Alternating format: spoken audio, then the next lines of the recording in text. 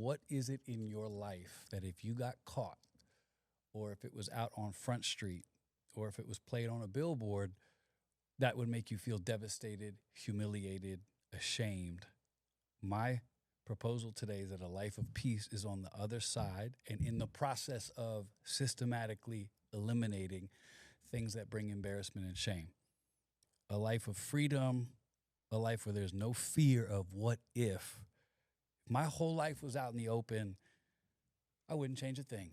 That's the goal. That's where peace is. I asked my dear friend, Blaine Bartell, to come back for round 2. And if you are new to Lights On, I love you. Glad you're here. Subscribe, share, do all the stuff that the cool young people say when they do podcasts. Do all that. I did an interview with Blaine, and I'm going to ask him to reshare some of his background. But the amount of feedback that we both got was so encouraging, because the whole premise was you don't have to die alone. Yes. Like, nobody's too far gone. And if you're living with shame, my gosh, we are 2 guys that can stand here and say we've been through hell and back, and shame does not have to be a part of your life. So if you, for instance, if you're a woman who watches this and you're typically used to seeing Laura, she co-signs this as get some perspective for the man that you love dearly, what he might be carrying. And Blaine, I love you. You are a source of hope and strength for me. Just, if you can, recap people into kind of your story as we know it now. My experience with you, you are the generation above me. You were and are, at that time, a leader of leaders. It was like, what's Blaine Bartell doing? What do they have going on there? I remember being like, Oklahoma. What good can come from Oklahoma? And you kept hearing about this guy and this youth ministry and all this stuff. And then something happens.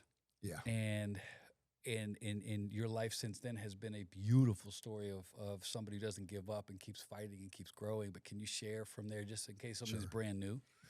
Good to see you, Carl. I love you. And thank you for repping hockey, since I am a Canadian. I love the Black Hawk hat. And yes, on a serious note, thank you for that first podcast. Dozens of men and pastors reached out to me. And I can't even tell you how many people have come to House of Resurrection to get help since that. Beautiful. So I was amazed at your reach, how many people you're impacting. I love what you're doing, and I'm so proud of you and Laura. So thank you, brother. Yeah, my story, for those who have missed it, I'll do a Reader's Digest for sure. Cool. Is like you said, life was great, right?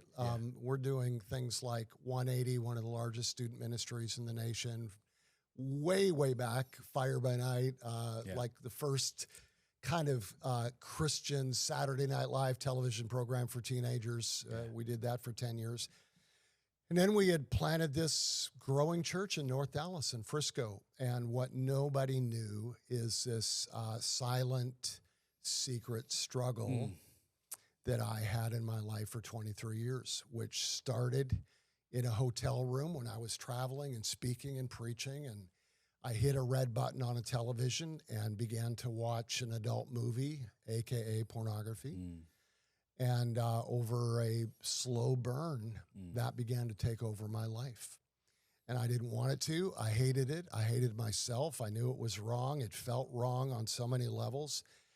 And for a while, I kind of, white-knuckled my way just with porn, but it turned into reaching out to all kinds of other sexual avenues, whether it was over the years, things like massage parlors, that were illegitimate, and eventually reaching out to escorts and just anonymous relationships. And Carl, I despised what I was doing. I felt and was a hypocrite on so many levels.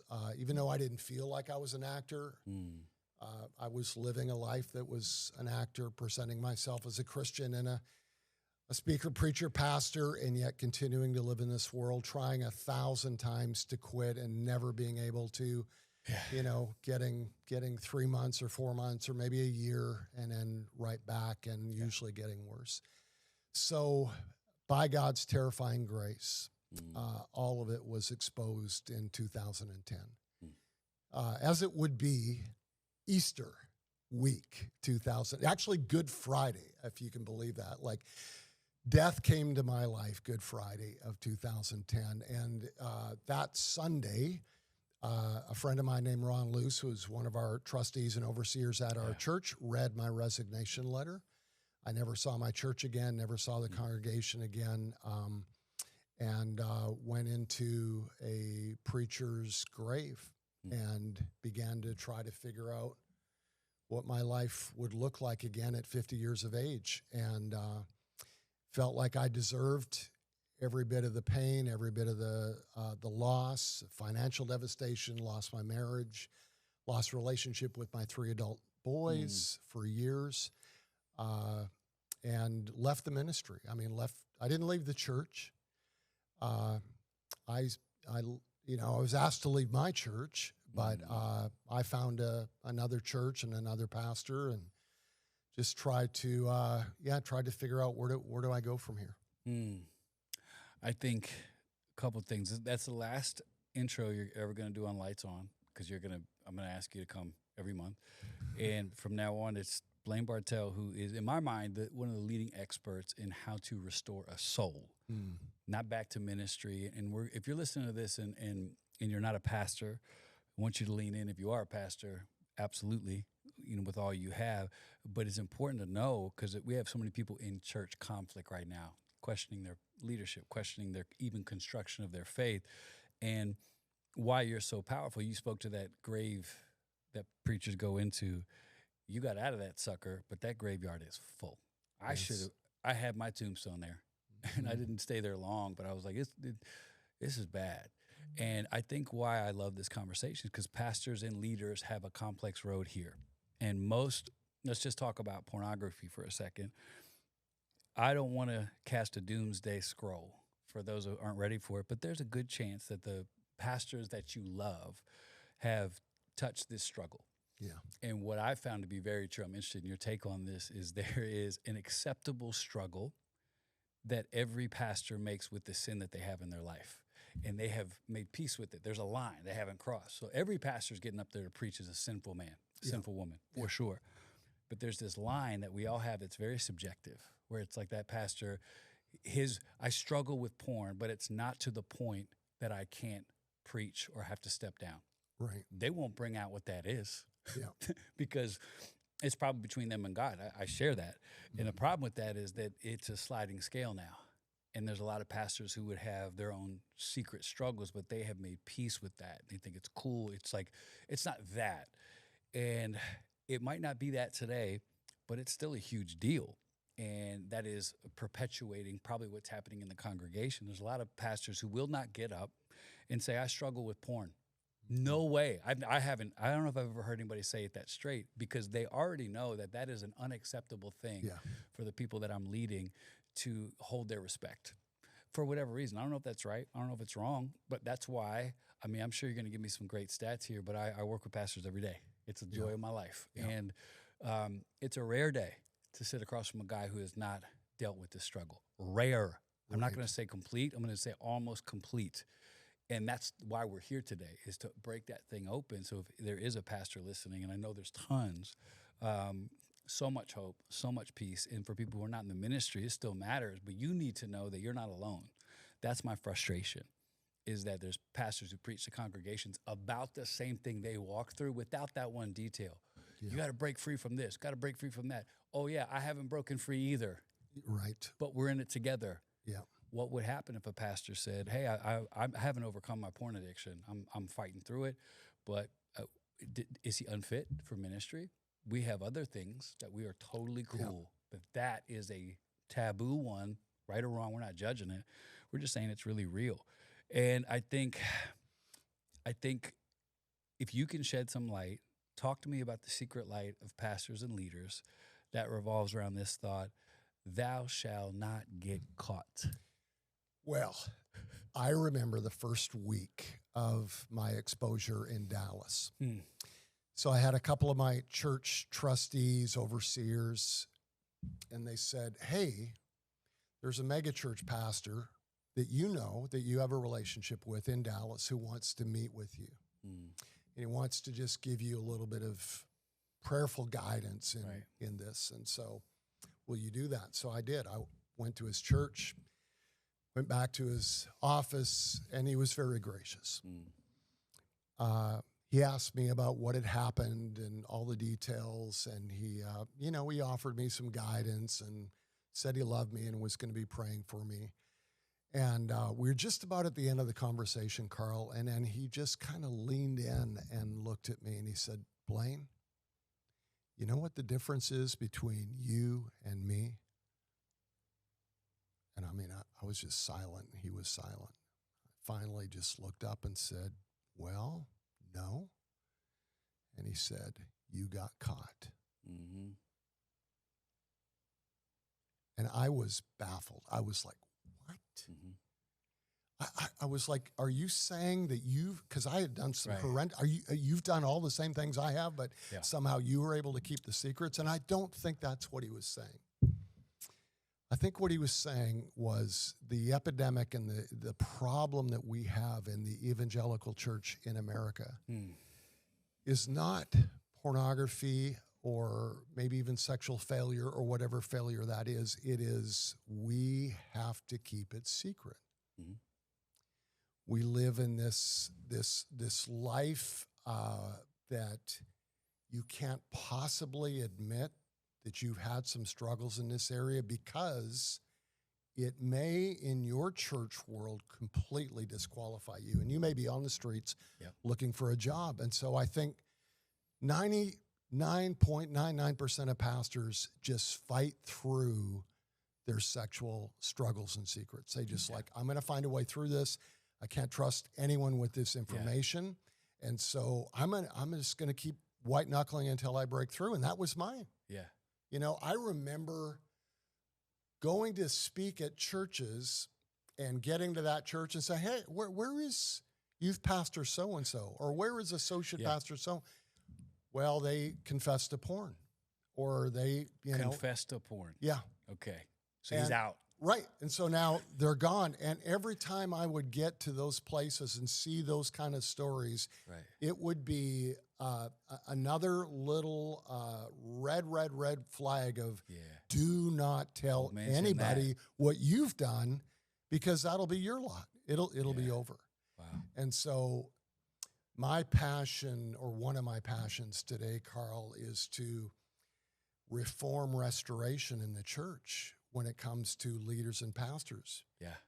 Because you are right, and the truth is, I mean, the higher percentage is yes. Pastors and men and women have struggled with this again and again and again, and they just don't know how to get help. I mean, I relate to that, and I think a lot of people listening will too. When I talked to somebody the other day about how could you live a double life, and I said, same way you do, same way you live your double life. Right. It might be not the same scale, but we all compartmentalize. And I think we share this in that I never thought I would do that again. Mm-hmm. That's how I justified. I'm like, I'm going to get through this, whatever it is that I'm doing, never again. And I think that isn't a separator, but at the same time, it shows the heart of many people because there's not like a nefarious charlatan up there. No. That guy exists, and he's unrepentant, and his soul is seared, and he's doing it for the wrong reasons. And then there's the regular guy that we both relate to that's like, I hate this, and I can't get help because that would mean I don't know what it would mean, so I'm not going to take that chance, but I'm just going to pray, and I'm going to tell some people. I got some, remember the old school youth ministry prayer request? Unspoken. Right. Oh, cool. Right. Unspoken. What a powerful thing to give somebody. Yeah. Can you pray for me? What about it's unspoken? Got you, bud. Thanks. Yeah. But I think that world exists where guys just don't understand, what to do. So I walk me through, let's just, when it comes to the widespread usage of porn, and neither of us, we'll get to this, don't believe that porn is the actual issue. But what are we talking about? Like when it comes to, there's a study on Focus on the Family that got buried. What did it say? Well, so this is back at Focus on the Family when it was like a beacon of this was church resource. Like 15 years ago, and I was in rehab in Phoenix. And why are all rehabs in Arizona, I don't know, by the way? Because it's really I know why. warm it's and tough nice to escape. It is, yeah. There's just desert everywhere if you get out. But anyway, so I'm in this rehab, and Wonderful man. His name is Dr. Ralph Earl. And I remember meeting with him. I don't know if I could even say this on this podcast, but he said, tell me your story. And so I told him my whole story. And he just looked back at me and said, number one, you're an a-hole. Fair. Fair. I said, okay, I take that. And he said, number two, I doubt you'll ever get free because you do not know how far you've gone. Wow. And he said, number three, on some level, it doesn't surprise me, being a pastor and an evangelical leader. He said, I am very good friends with Dr. James Dobson. And he said, Focus on the Family just did an anonymous survey of pastors across America. And Blaine, here was their finding. 68% every single either week or month look at porn. 68%. And that was back before porn was in your hand, right? As accessible and wild as our culture is now sexually. This is 15 years ago. Right. And so he was like, we have a problem. And he was a Christian man. He said, we have a problem. And I said, well, brother, the problem isn't that as much as none of them feel like they can talk about it or tell anyone. I certainly didn't. So I remember Carl sitting on that bench outside of that rehab. And brother, I'm gone at this point. Yeah. Like I'm not, I think Jesus has left me. I'm out of the church. The church has kicked me out. And I am smoking a Marlboro. Marlboro Light. Yeah. Was my cigarette of choice. Or a Camel Crush. I can't remember if it was light or not, but it's my only kind of relief. Like, I felt good. Like that's it. And this guy sits beside me who is one of my group members, another guy, a business guy that is in trouble. And I don't know if he's a Christian or not, but he sits beside me. And he says, while I'm smoking on this Marlboro, he says, Blaine, let me tell you something. He said, I've been around you for 3 days, and I don't know what it is, but this stuff is all over you, and you are going to do this someday. And I didn't even know what this was, but he said, you are going to do this. You're going to help people like you someday with these issues. So he wrecked your cigarette. Yeah. And so I somehow smoke.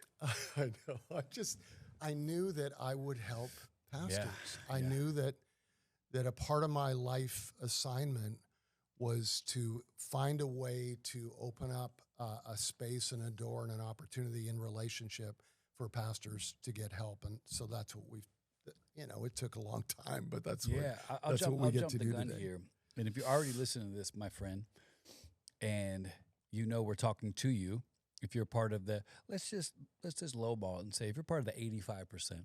Yes, of active pastoral leadership right now that struggles with this, you're going to find a safe space quickly with no fear of consequence just yet. That's a huge first step because most guys, you got to get it out of your spirit. So who do you know that you can begin the practice of getting honest? And as crazy as that might sound to someone who's never walked through it, I'm not interested in that.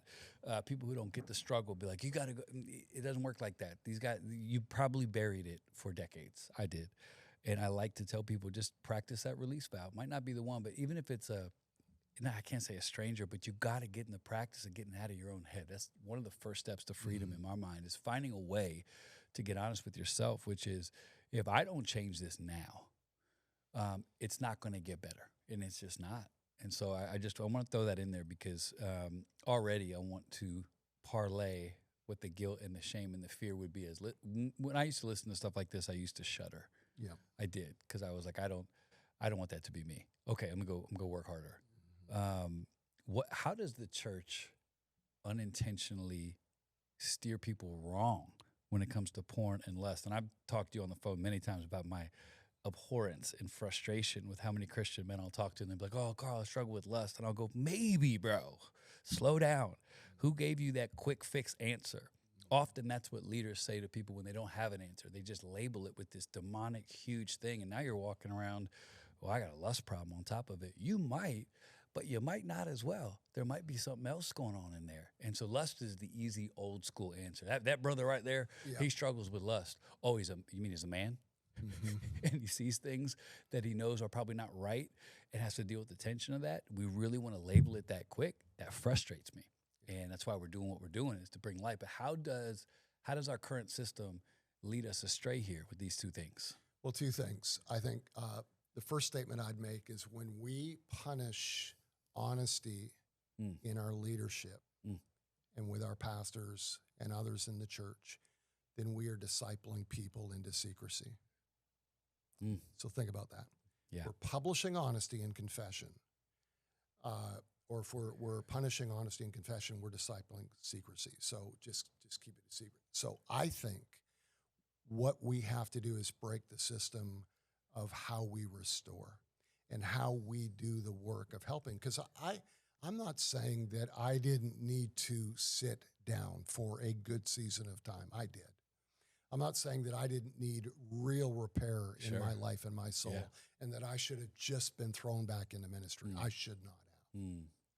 But here's the gospel. Here's what Jesus, think about God not showing up face to face with humanity for a couple thousand years after the Garden of Eden. So we have messed up as human beings, and Jesus finally comes a couple thousand years later. First thing that he does is he announces mission, Carl. And he announces mission in a synagogue, and he unravels the scroll of Isaiah. And what does he say? You guys are all screw-ups? No. And you guys, what have you been doing? You're cheating, you're murdering, you're stealing. No, he says, your hearts are broken. Yeah. You are captive to things you never realized you'd be captive to. Yeah. You are blind and you can't see the way. And you've not experienced Jubilee, which is complete and utter forgiveness. And so I've come to heal your broken hearts. I've come to find where you're captive, and I'm going to set you free. I'm going to take away the blinders so you can see what life and love and relationship with God is really about. And if you can receive those things from me, you're going to be set free from all of the behavior issues that you're struggling with. And that's what Jesus did for me. I mean, after 23 years of struggling with lust and porn, sexual sin, he didn't come in and finally give me the willpower to say no. He came in and began to heal the broken places in my soul, the places of bitterness and resentment and unforgiveness and self-loathing and self-hatred and not knowing how to have healthy relationships. And when those things over time, and I do encourage time, when those things were healed and those things were brought to death and then resurrected in new life, the behavior got pretty easy. You know, I mean, the living just became a natural part of the gospel. Like all of a sudden, Jesus became so real to me and had done such a deep work in my life that it was almost like the way I would put it is lust and that area of sin once was like a bullhorn in my ear every day, and it became a whisper outside a door. Lights On is proud to partner with God Behind Bars. If you saw the episode that I just did from Angola prison, hopefully it'll give you a beautiful sense of how big this operation is. Do all you can to maybe consider supporting it. You can go to God Behind Bars, their website, check it all out. Resource is always helpful. Prayer is always essential. God Behind Bars. Nobody should do life alone or feel forgotten, especially those people that have been incarcerated. And God Behind Bars literally brings hope through the bars to the people who desperately need it. So check it out today. Proud to partner with God Behind Bars. Do you think that it has to, I feel like pre-carnage, what do you do? Both of us have found freedom post-carnage. Right. What, is there a world where one of the 85% of pastors cooking today can get through this without total destruction and humiliation? What can that look like? Because, for instance, I go back to the youth pastor. Walk me through this. We'll just do a real-time thing. You're a pastor, and your 22-year-old youth pastor actually takes a step of honesty and says, I'm failing in this battle against porn. There's a world that exists to this day where that pastor says, you're done, you got to step down. That pastor's failing to say things like, me too. I've been there. Let's talk about it on a deeper level. What might go into this? Why? The questions. So in a world that's healthier, what does a pastor say to his young up-and-coming pastor who might struggle with this? What do you think? What does that world look like? Well, look at, there's only one leader that we have on record that he publicly restored in Scripture, and that was Peter. True. So Peter goes off the rails, Yep. right? And, I mean, you talk about going off the rails. He didn't just fall into He went a sin. off the racetrack. Yeah, he quit. Yeah, he was on a new race. Yeah. He was out of this Jesus movement. We actually have more grace for Peter denying Jesus than we absolutely. do for the pastor who is hiding his porn addiction. Right. Which is an interesting thought. So after resurrection, Peter comes back. They're with the disciples, and what does Jesus do to restore him? He Starts shows with up. breakfast. He makes Yeah, breakfast. it's one of my favorite stories. Yeah. Yeah. And he invites what relationship? He says, "Do you love me?" Yeah. Yes. Then feed my lambs. Feed my sheep. Feed my sheep. Feed my lambs. Right. So he invites relationship, and then and as Peter enters back into that relationship and says, "Yes, Lord, that's everything I want is relationship with you," he restores him into mission and into purpose. So there's the other one. There's Judas, who, when he failed Jesus, did not want to move back into relation. Basically went into despair and isolation. Yeah. Ran instead of to Jesus, ran away from Jesus. So my prescription today is not, okay, we need code, we need policies, we need a PR campaign, we need to do this and this and this. It's, okay, how do we move you back into a relationship with Jesus that is deep and is personal, and that may take a month, it may take a few months. We don't know, but let's discern that. Let's walk through that. And if there's need for healing, and if there's trauma-based stuff that needs to happen, and if your brain needs to be rewired, like, we'll find the help, we'll find the counseling, we'll find the spaces and places for that. But the main thing is, we want relationship with you, and we want you to have a deeper relationship with Jesus. And so we're not abandoning you. Yeah. And we're not writing you a severance check and sending you to a counselor and then saying, find another place. Yeah. We're here for you. Yeah. And we're going to walk with you through that, no matter how long it takes. Yeah, I love that. And I think I've told people this because I've used it with qualification, disqualification talk. I've said, just be honest about your stance that you made. And sometimes that's okay. Like a church should have its plan, but you got to be clear that this is your plan. So our plan at this church, here's an idea, is when someone struggles with sexual sin, it is different. The ramifications are different. It affects your leadership different. But in the same way, someone who struggles with unforgiveness, which is sin, we're not firing that dude. And that's okay, because unforgiveness doesn't necessarily have the same impact that sexual sin does. But you need to say, if someone deals with sexual sin, here's how we handle it. And this is where we get that from. But there needs to be some sort of plan, some sort of standard that helps people understand, okay, they log it. Like, our church is really fair. Like, we have a stance and a plan for stuff, because we keep that off the table. So it's like, come to us with all of your needs. But that one will get you fired for sure. Yeah. That one there. And I think that's the problem, because it perpetuates. And that guy will not be honest, that 22-year-old. He'll become a 30-year-old, maybe a star by 35. And he learned that day when his pastor said, "How you doing with porn?" He's like, "I'm doing pretty good." That day is the beginning of the end for that man. And sure, it's on him. It's also on this pastor who perpetuated a system that taught him there are some things, and it ends up being the major things that you can't bring to the table. Bring to me your anger. Oh, yeah. Bring to me your frustration about the sheep that you lead. Bring to me your fear. But the sexual stuff, this needs to be front and center. It needs to be understood. Let me say this. We are in Tulsa, Oklahoma right now, which is like it's one of the capitals of evangelicalism and certainly Pentecostalism and charismatic church life with all the history here. Let me give all my friends in New York context. Yeah. All my years in New York in a coffee shop, I probably saw a Bible open once.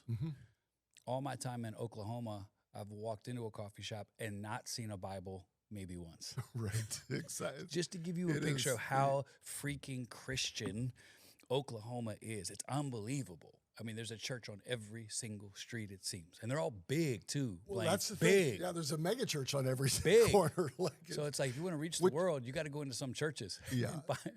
And find the people who don't think they're sinners. Yeah. So it's a very interesting dichotomy. Continue, I'm sorry. No, it's true. So there are at least, I'm thinking right now, 3 pastors here of very, very good churches, very healthy churches. Yeah. That myself and some others have walked them out of that life of porn, whether it was a weekly thing or whether it was a monthly thing. But they reached out. Yeah. They confessed. I spent a year with each one of them. I mean, literally every week doing brotherhood, doing training, working with their marriages, other counselors coming in. And today, there is no wreckage. You know, there is no room. Wow. Beautiful. There isn't another horrible, horrible story because somebody early on, a pastor said, I found somebody I can trust. Yeah. Somebody that I know is not going to take this and damage me, but they're going to actually find healing and hope and health. And so I would just hope that the church in general across America, maybe even further than that, because I don't know what goes on around the world, but I know what goes on here, that the church would just begin to invite leaders early on. Before, you know, it gets to a place where it was with me where, like it or not, there's going to be a lot of damage here, Blaine. Blaine, I think it's an easy switch of a mindset where, like, when I talk to Roman, it's not like, are you fighting, struggling with porn? It's like, how's it going, bro? Yeah. The inference is like, hey, this is a real thing. It's not if, hey, man, if you ever go to the bathroom and you end up there with your phone, and no, when you go to the bathroom with your phone, let's talk about how to handle that well. Right. Because this is what I've been through. Why would we not do that in mass? I don't get that. And here's my personal bent on some of this. I shared this with you on a late phone call out of frustration, dealing with guys who are struggling.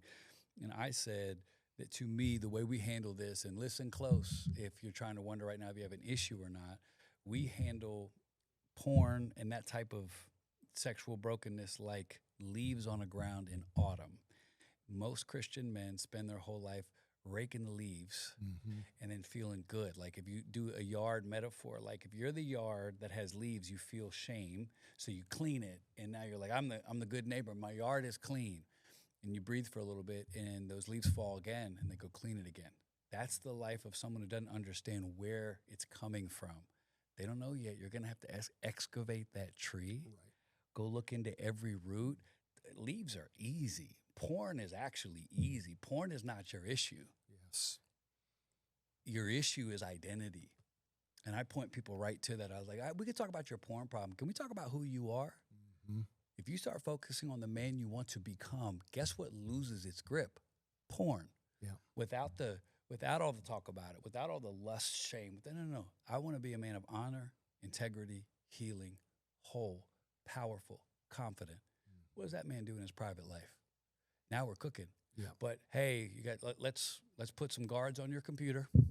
Let's get that spirit of lust out of you. Yeah. And let's clean it up and get you back out. Yep. Cool, man. How's that working for America? And this is not for just pastors and leaders. This is for men who know. And help me with this, Blaine. How can somebody, because everyone right now has their scale. They're like, that ain't for me. I mean, I've struggled, but I don't struggle. What would you tell a man who doesn't have a gauge on what does it mean to struggle? What does it mean to be free of? Like, what's a meter a man should have? Because, like, I know a guy, like, I look at porn, 5 times a year. So I'm good. Right. Okay, cool. Is he good? Another guy, 5 times a week, down from 50. I'm good. I'm getting healthy. What's a healthy life look like with porn? Yeah. Well, I think everyone's in different seasons and different. Like for me, a healthy life back in my day would have been if I could get it down to once a week. Sure. I think there's progress, right? And and so to try to put a number on that, I think is going to shame some guys and make other guys feel like, well, I can keep going. So For me, it was progress. And I know, like the first year, Carl, I had so many stumbles. I remember going to one of my 4 12-step groups that I went to every week, and literally every week having to check in, stumbled again, relapsed again, and it was so discouraging. Right. But I do remember one time I was going to that group, and I said, Lord, am I ever going to be free of this? Like, I do not want to keep going back. Am I ever going to be free? And I didn't hear the Lord, but I felt like he gave me the first step to my freedom, and it's something that you identified a minute ago. He said, Blaine, tonight for the first time, this had been 9 months into my recovery, I want you to check in differently. And I knew exactly what he meant. Yeah. So I got into that group of about 9 to 10 guys that I'd become fast friends with, brothers, fighting in the trenches together against our lust. And we go around the circle. And it's, my name's Jim, and I'm a sex addict. And my name's, John, and I'm a sex addict. Yeah. And it gets to me, and I had to summon the courage, but I just looked at these guys and I said, brothers, with all kinds of love and respect for all of you, I have to check in differently tonight. Come on. I said, my name is Blaine, and I am a beloved son of the Father who is struggling and fighting with you, my addiction. And that was the moment of, I would say, transformational change in the way I began to look at myself. Wow, powerful. Yeah. And I walked out of there, Carl, for the first time believing that I could eventually put porn in my past. I really, truly believed it. And it took another year. Yeah. But I guess it would have been about a year later would be the last time I looked at that, and that would have been 13 and a half years ago maybe. So I don't want to give somebody a number. I want to challenge you to keep growing, to keep finding out, like you said, who you really are. Yeah, that's and money. Letting Jesus help you conquer the rejection, the insignificance, the failure that you feel, because it does go back to those roots. Yeah. It's not the leaves. It's all these internal things that are driving us into an escape to feel a little bit better about ourselves when God himself wants to sit with you and love you and give you healing and give you hope so that you don't need that escape like you did in the past. Lights On is so proud to partner with Plana. You know how Plana came to be. If you haven't heard that episode, go back and check it out. It is a phenomenal, amazing support system, especially for women expecting pregnancies now that were originally unexpected. And women's lives are being changed. And you can help today, right now. Plana takes care of everything the woman needs, from medical, housing, financial assistance, and more. What we need is more people to support. We're trying to support 40 young clients within this month. $80 can get these women a life-saving and life-changing counseling session alone. So click the link. If you leave this pod after you're done listening and you go click on the Plana link that you're going to see, you can immediately make the difference in the life of a woman somewhere today that needs to know she's supported and she has options and that people love her. So Plana is a beautiful place to check it out. So we're real honored. I'm going to bring light to it for a long time. Check it out, plana.org. That's beautiful. And let me, I shared that. I remember I heard a pastor railing on AA. NA, SA. Like you go to these places and they make you say these things over your life. This guy doesn't get it. It is not a when you're in a meeting like we've been in, when a man says, "Hey, I'm so and so, I'm a sex addict," that's not him attaching his identity per se. Right now, that's him admitting that he cannot do this on his own. It's a sign of humility and reverence. Yes. There does come a day where I reached, I think 2.5 years ago, I told my therapist, I said, I can't check in how I've been checking in. And I premised it like you did. I love everybody on this call. Yes. And I stand with you in your confession. For me, the most powerful words in life are the ones that come after I am. And that's my conviction. So I can no longer say, my name is Carl, I am a addict, I am a sex addict, a drug addict, a validation addict. I can no longer say that. I'm going to say this, my name is Carl, and I am a man that is healing. I'm a man that is covered in God's grace. And as I work through things that used to hold me, my confession was I was preaching. I mean, I don't know if you're allowed to have a 5-minute confession, but you better believe I did. And I said, I am a man that is healing. I am a man that is honest. And I'm a man that is excavating these deadly things from my life that used to have a hold on me. Next. Yeah. And it felt awesome. And that's for me. That's not for everybody. There's another man who has to say, I am an addict because it attaches him to his need for God. So for the pastors who still harp on that, stop doing that. Yes. Go to a year of meetings. Then you can maybe touch on that. Yeah. That frustrates me. That's So a lack good. of knowledge. That's So a lack good. of awareness. And I'll say this too. Let me reach into the screen and make sure that everybody's included here, because pornography means different things to different people, Blaine. Let me tell you what a common pornography habit looks like for a pastor. I'm less interested in your internet history. I'm more interested in your DMs. Wow. Because you can get away with that. Only you know what is leading your mind to a life that does not match who you're becoming. And here's a common life of a pastor who struggles in private. DMs, sits on his Instagram, looks at women all day. It's not porn though. Right. It is. He knows it is. Yeah. But, I'm just on my Instagram. DMs, starts talking to women, starts talking to women, starts to add up. The same hit from pornography is happening in spades here. He gets caught and then says it to his wife, it's just DMs. So I don't have a porn habit. It's just DMs. This is wrong. They take it to their little church board. The board's like, okay, no more Instagram for you. Yeah, right. This brother still has the same issues. He got away with it. He'll probably do a blog about the pastor who fell. Conveniently leave out, I got you, bro. But I see you, and I hope you see you, because that's a step away. And really, you just haven't got caught yet. Yeah. Because you didn't hit the taboo ones. But the point of pornography, if you're listening, you're not a Christian, I love you. Don't tune out. But in our framework, anything that leads you away from the best version of who God created you to be, that's a problem. Yes. So if someone wants to sit across from me someday, and please email me if that's you, and show me how secret pornography has made your life infinitely better. Right. Made your fatherhood better, your sexual chemistry better. It's made you more powerful, more confident. I am open. I have yet to meet that person. This isn't an attack on porn. I don't care about porn. I care about men becoming whole. Yes. And when that happens, porn has no room. Like, a healthy man doesn't have time to live in a tunnel of shame and humiliation and do things that he hates, because that's not who he is. There's a lot of men who haven't got that memo yet. And that's why we do this. That's why we'll always do this, because that day is here for so many. Like, rather than just try to Band-Aid this thing in private, how about you just rip it open, get healed, and watch what happens to your life? It's beautiful. Yes. But I feel like that's a So big good, deal Carl. to say, well, I don't struggle with porn. I'm not talking about Pornhub. I'm talking about your DMs. Yes. Talking about your text thread that your wife has no idea about.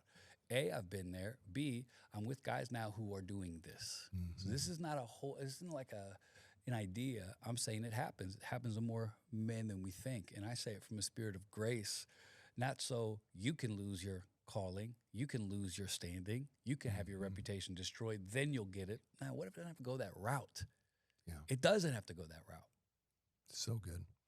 Yeah. When I think of Jesus, when he confronted sex and lust for the very first time in his life, Matthew chapter 5. Yeah. He said, "You've heard it said you shall not commit adultery." So Yeah. it goes right to the behavior thing. This is a Yeah. problem now. You're getting into deep water here, Blaine. And then he Don't says, start getting honest about what the Bible actually says. right. But I say unto you that if you look on a woman with adulterous intent in your heart, you've already sinned.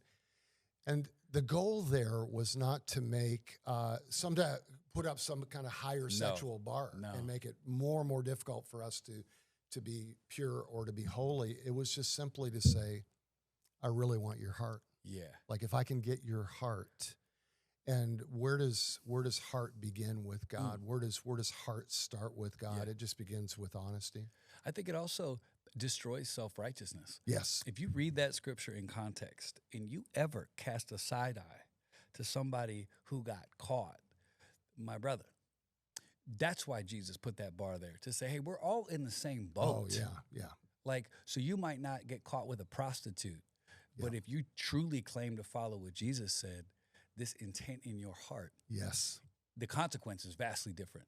Yeah. But to the point of the God that saved our life, we're in the same boat here. So to me, what it should produce is extraordinary grace. And I always take the frame, Blaine, and I did before I had my explosion, but like I'm on the same road. I'm not here, you're not there. Right. Like I have different struggles. I don't do the porn thing. Okay, cool. Well, unfortunately, we can't do an internet search history on your heart. Right. We can't clear the cache of your mind. If we could, you'd be disqualified, my brother. Yes. Yes. You self-righteous blogger, you TikToker, you'd be out too. That's not the way our world works. We can all understand that. But my point is the posture of a Christian man, I think, towards other Christian men can be, I'm with you, I'm supporting you. I'm not better than you. I might have overcome this in ways I can share with you. But imagine if that's the world we live in. Not like, oh, here's the guy. That guy, he struggles with unforgiveness. No, let's bring it together. There's so much power in that. Yeah. Man, if you're watching right now and you just heard what this man said, like, reach out, get help right now, because this is something, there is something to be gained here, Carl, for guys, because the number one question I get today, having lived free of this by the grace of God, and I always add his good community, because I wouldn't be here with men like you, nor I, pastors and couples and my wife and so many. But the greatest thing that I experienced today is this ability to go to sleep at night without secrets, without any more. I cannot. I'm shaking in my seat. I cannot agree with you more. That is the most beautiful part of a life of healing. Yes. And it took me a while, Blaine. I might even cut you off. I apologize if I did. Go right back to where you were. But I had to work out in therapy how to get rid of the trauma of the other shoe dropping, because most of my life, that voice was floating around, robbing me of joy. Yeah. And I got to a place where I'm actually like, there are no other shoes to drop. And the power of like, hey, bring it. Yeah. Like, there's so much power in a man that has nothing to hide, nothing to protect, and nothing to prove. That man is a problem of the best kind. And it's not that I haven't sinned since. It's just I've just adopted this life of confession. Yeah. This honesty and this, like, okay, this is what happened the other day, and who do I need to talk to about it, whether it's Lori or whether it's Whit or whether it's Carl. Like, who do I need to work through this and get help and be whole again? It's just being able to live that honest life for the first time. So that is the joy today. It's just like you said, not having that. You're in the trenches in the most beautiful way with House of Resurrection. What's the hardest part for you? Because I know for me, the hardest part of what I'm doing is, I think when I sit across from a man that's so freaking close, but you cannot convince him yet. Nobody can be convinced by another man. You got to do that on your own. It's hard. It weighs on you. What's that like for you? Because this is your life every day. Yeah. So for context, we have this place. It's a facility for healing for sexual addiction, man marriages, pastors. Of all faiths, by the way. All faiths, and everything for pastors is pro bono, by the way. Yeah. Pastors, did you hear that? So I'm going to put everything I can to make sure people can contact you. So if you feel like you lack the funds, not an issue. If you feel like there's nowhere to go, that excuse is off the board. You can contact Blaine, you can contact myself. There's hope for you.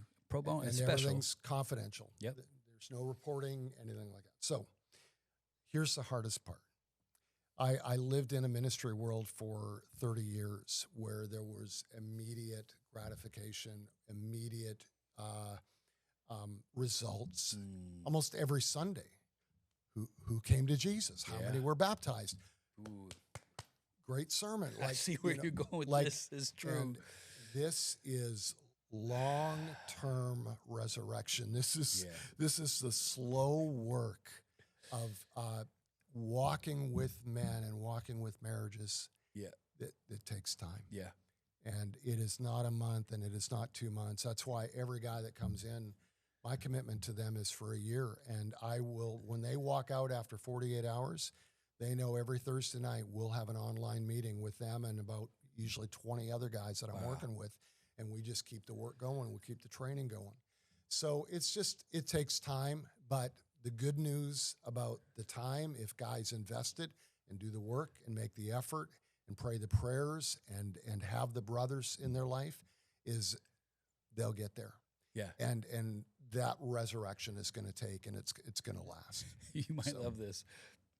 People's mental picture of resurrection is Lazarus coming out with clothes. Right.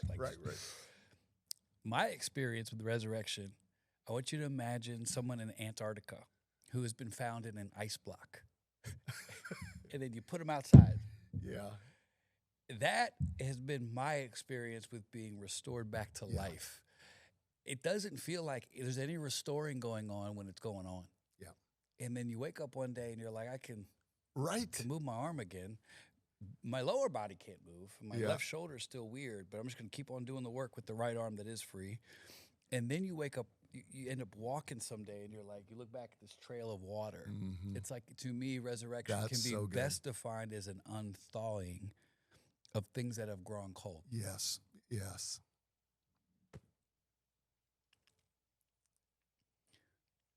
And when you think about, my heart goes out to people that just feel that cold, because is there anything better than being freezing and coming back into a fire? Yeah. And that's hope to me. That right there is how I define hope. It's this feeling of like, I don't know, but I feel warmth again. Imagine your whole life feeling like that. Yeah. That's what's on the other side of people getting honest. It's like, hey, it's worth it. And it's not a quick fix. So if you're thinking you're going to come to House of Resurrection or get on a call with a high level, person that's a counselor, and you're going to be like, now I'm good, throw that out. It's a road.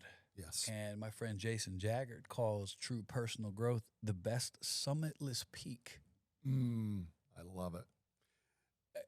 I get a little bit antsy when I talk about guys who are healed of stuff. Right. I've been healed of some stuff, but I'm in the process of being healed as a broken human, getting to know Jesus. And I pray that when I call you and say, hey, Blaine, I'm healed, I hope it's a telecom call from heaven. Yeah. Because that's the only time I'm going to say fully healed.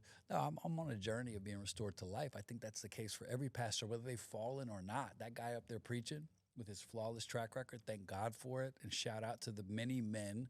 What we don't want this to be perceived as is every pastor. No, we're not saying that. We're saying every single pastor's human, and often they have the exact same struggles as the people they're leading. They just can't talk about it. That's our point today. There are pastors who are free from any porn addiction and sexual sin whatsoever. They are out there, and they're amazing. There's a lot of those guys. Yeah. There's a lot of people like me who came from a really rocky road. You relate to some of that, where we didn't know we didn't know. Yeah. We have to pay for it. I got to live with the consequences of my choices, regardless of my reasons. And my gosh, I see a future of the church, even outside the church. So if you're not into the ministry angle on this, let me just tell you this: the stats on porn and what it does to depression levels are so astounding. Porn doesn't care if you're a Muslim, a Buddhist, or a Christian. Yeah. It's going to attack you the same way. It's going to make you, now because we are Jesus followers, Lord, I don't know. I've talked to many of my friends who don't share my faith, and I'm like, I love you, brother, but this floor, if this is a 10-story building, I can only go to 8 with you, because that last step, that's the power of God. You can get relatively free without Jesus. Willpower, strength, strategy, but that one freedom of supernatural grace, I don't know where to go other than the God that saved my life. Yes. So I don't know what to tell you. If you're not a Christian, God bless you. We love you. And it's worth looking at. Yeah. Like when you run out of power, that's all I'm asking you to consider. You don't have to be a Christian like me. But you do need to consider, how's that working for you thus far? Yeah. might you be interested in a supernatural assist that you're not going to be able to find in your own soul? Yeah. That's my plea to those that don't share. I'm not trying to get people to be, like me. I am trying to tell people, I don't know, man. I was at rehab, and 5 of the guys, you have an intake. Out of the 5, 3 were kind of atheist. By week 2, very interested in faith. Because when you look at what you have to do to change your psychology and your systematic way of being, you're like, I need some help. Yeah, brother. Yeah. An advocate, does that sound helpful? A lawyer, does that sound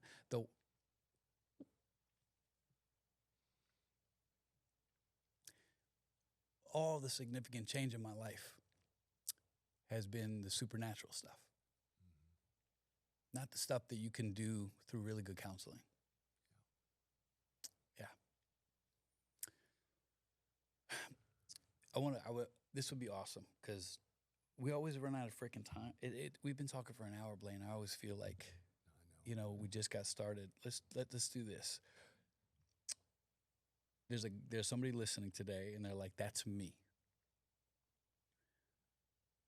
They're having coffee with you today, and they say, let's just put it under secrecy. I have secret stuff that's killing me. Give them 3 things to do today.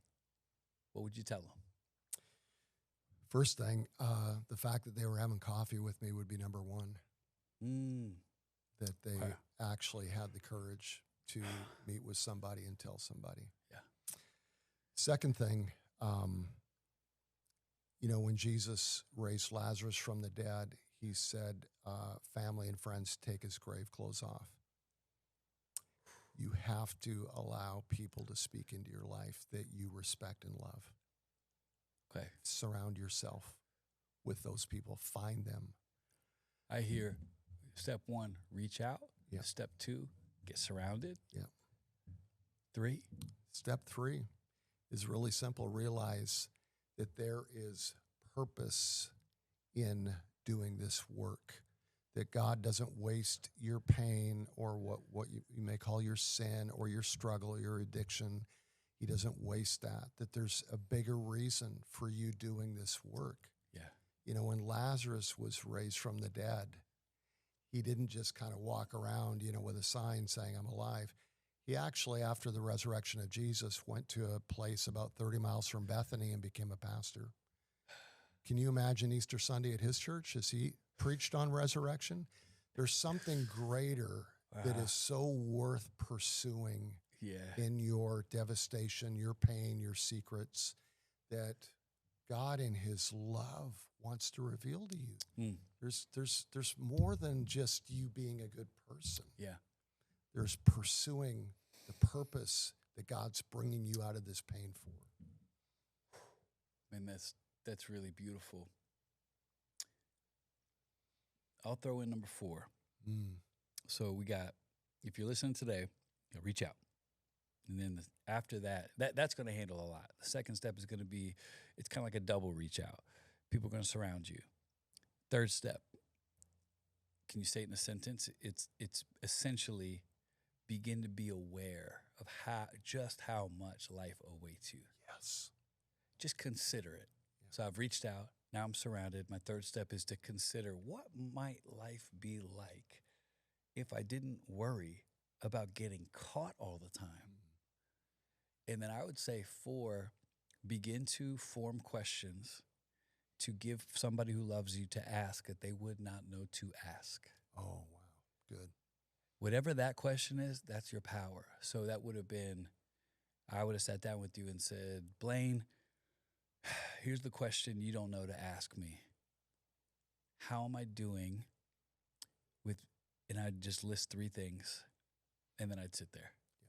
Because you cannot help that which you are unaware of.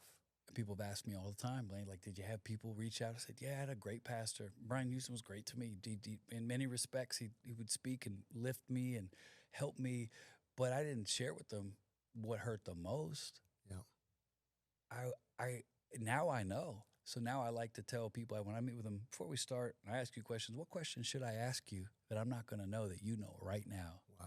And normally people do exactly that. They go, because I'm not going to go any further. What's the question? Because I don't want to waste time. Yep. You know. And that's the first step of real honesty is let me bring it to you rather than have someone rip it out of me. Because you know what got ripped out of me? Honesty and pain and trauma and family damage and reputational irreparable, destruction. I know now I will die on the hill saying, hey, God's got a better plan. Let me be the last big note guy that had to die in front of you. Maybe we can, let's cut a new course. House of Resurrection takes on all comers.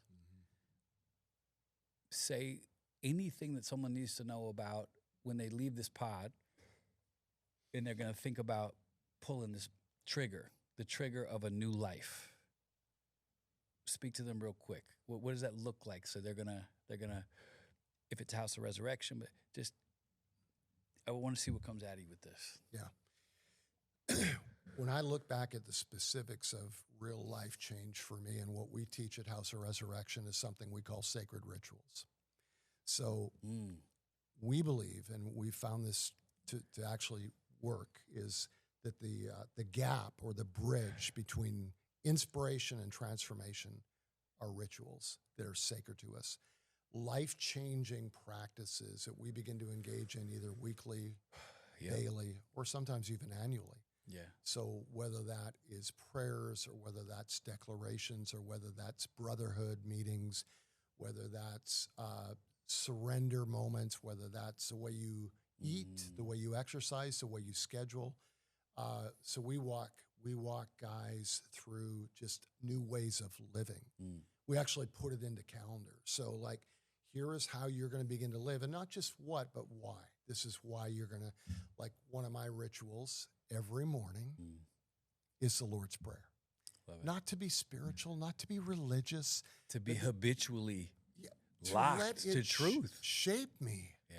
To realize when I say, to give me my daily bread today, that I live for a God that is a beautiful provider, that he cares for my bread today. It's beautiful. That every single day I can admit, Lord, forgive me for my trespass. I have sinned today. There's some ways that I've gone wrong in my thoughts and my attitudes and the way I behaved in traffic, but Lord, forgive. There's humility that comes into that. So whatever that is, whatever those rituals are, they shape us, they change us, they introduce us to a new way of living, so that we're not, again, just white-knuckling trying to say no. Because here's what I don't believe. We don't stop something by stopping something. We stop something by starting something else. You don't walk in the Spirit by saying no to the flesh enough. No, you walk in the Spirit. By saying yes. Yes, the yeses of the Spirit. The yes, Jesus is beckoning. Yes, the yes to love, the yes to peacemaking, the yes to patience, the yes to self-control, and the flesh begins to diminish. So we don't fulfill the lust of the flesh by what? Walking in the goodness of God, walking in the good practices. So what are we putting into our lives that are going to shape us and form us and change us over time? Oh, I don't ever remember saying no to illegitimate sexual activity outside my marriage. I remember saying yes to a life of freedom and wholeness. And that kind of, I never looked back. And yeah, I mean, of course we have to say no to things. My point is the direction's been wrong for so many years. You got to stop. Wrong. Hey man, I hear you. Let's start. And I will say this as we end. I heard a guy say, I don't have any sacred rituals. I said, oh, you do. It's the one that leads you to that dark room at night where you do what you do. It's a sacred ritual. So you've already got the patternistic ability. Yes. We're gonna help you shift all that. You're gonna take all that energy you put into hiding your porn, all the hours you go to, all the triple checks to make sure your wife doesn't catch you, all the pre and post planning that goes into destroying your beautiful soul. We're gonna take all that energy. We're gonna go over here. Imagine what that routine would be like if it was towards something you loved. Yes. You got it in you right now. Yeah. We're gonna shift it. That's the power of God. So good. So good. Blaine Bartell, real quick, how do they find you? Real clear. And let me say this to the beautiful, maybe the wives of men that don't listen to podcasts like this, and you know it. I don't unsuggest sending it to them, but I do say, begin to think about it. Begin to develop a new grace for kind of what this guy might be dealing with, and this could come in handy at the right time. So where can people find you? Yeah. So 2 places. If you go to Amazon, there's a book there that I've written. It documents Fantastic. my story, Death by a Thousand Lies. If you just want some help figuring out what it looks like to find freedom, that'd be a great step. And then you can go to houseofresurrection.life, and all our information is on there. In fact, we have a brand new website we've just released. So houseofresurrection.net. .life. Houseofresurrection.life. Of course it's .life. .life, brother. It's powerful. I love you. I'm honored to be in your world. Thank you for the work that you do. I know this is going to produce freedom for a lot of people, and you're just getting started, brother. Like, I love it. There's a new wave. It's called Guys Who Love Jesus That Are Free of Shame. Who knew? That's the future. So thank you for your time. Lights on with Blaine Bartell. Thank you. Thanks, Carl. Love you. Love you, buddy.